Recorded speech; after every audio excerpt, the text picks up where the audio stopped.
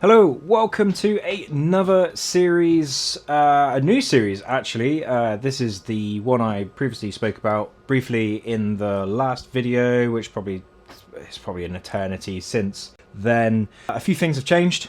I have now a PC up here, well, screen up here, and the PC lives in there. Hopefully better performance, less dust, all the shenanigans. Keeping the neighbours happy, I've insulated the door with some Amazon special foam, put some little brushes and a storm guard underneath, trying to prevent noise, heat, leakage, temperature, sound, whatever. Just trying to make this as cozy as a garage could ever be.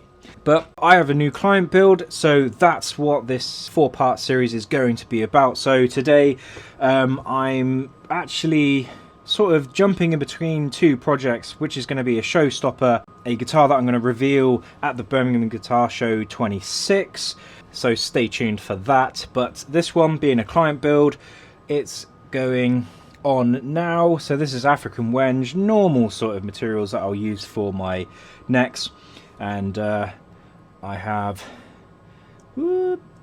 the Skimmy Boy there ready to go.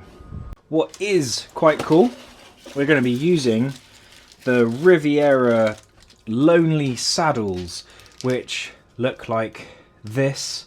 It's very similar, which are very similar to the one that had the inlaid bog oak, but instead of a trem, these are fixed. So the tuning goes down in through the body, and it's very, very, very, very, very cool. So the client wants yellow with black hardware, and I think it's going to be pretty special. So without further ado, let's get skimming.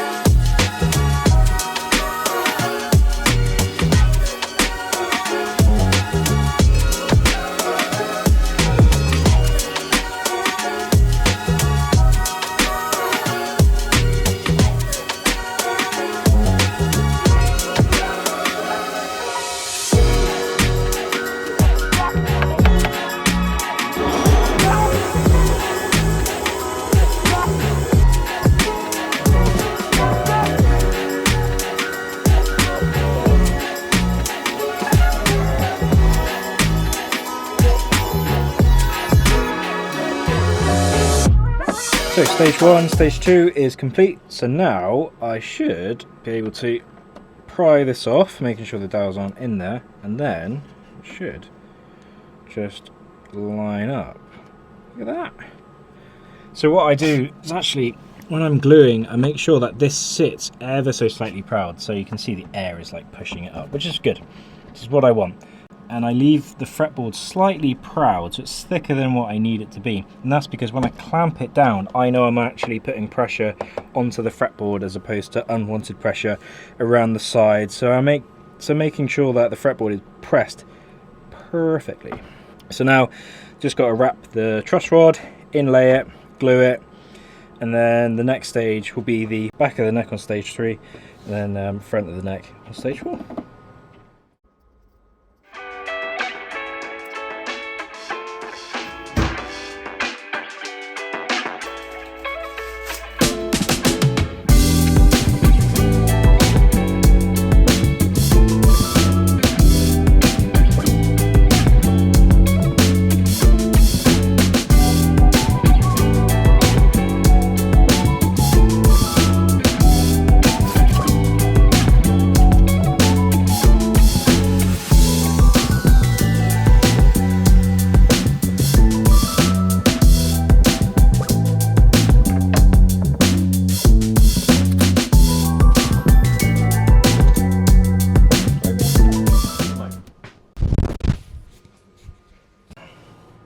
Been overnight, which is more than ample enough time to leave the glue to dry. So now take off the clamps and then we can get onto stage 3 and 4, and then hopefully reveal a lovely neck from all of this. Let's get to it.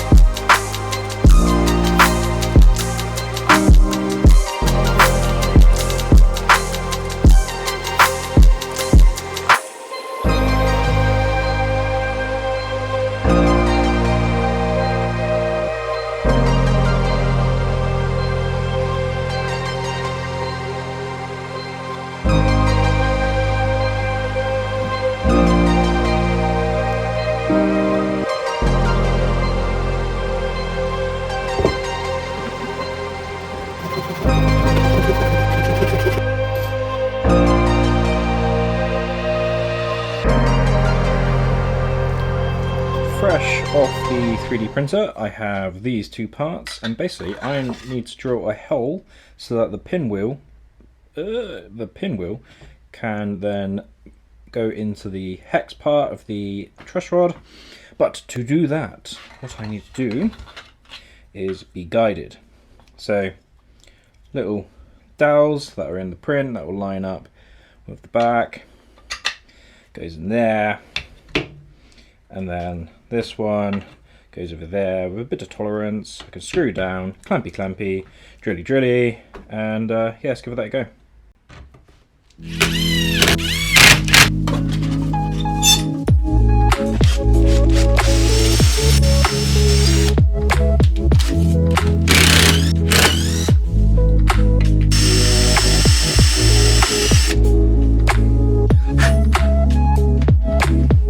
Spot on. That's all I had planned for this particular video, was trying to get the neck done, because this is in coincide with a show special for the Birmingham Guitar Show 26, where I will be revealing a variant of this particular Tamar 6 multiscale hardtail with all the trimmings. So it might be a little bit shorter than most people expect, but to be honest, nothing went wrong. So everything's worked out really nicely on this. So part 2 will be the body, machining that all out. So until next time, thank you for watching. Please like and subscribe, and see you later.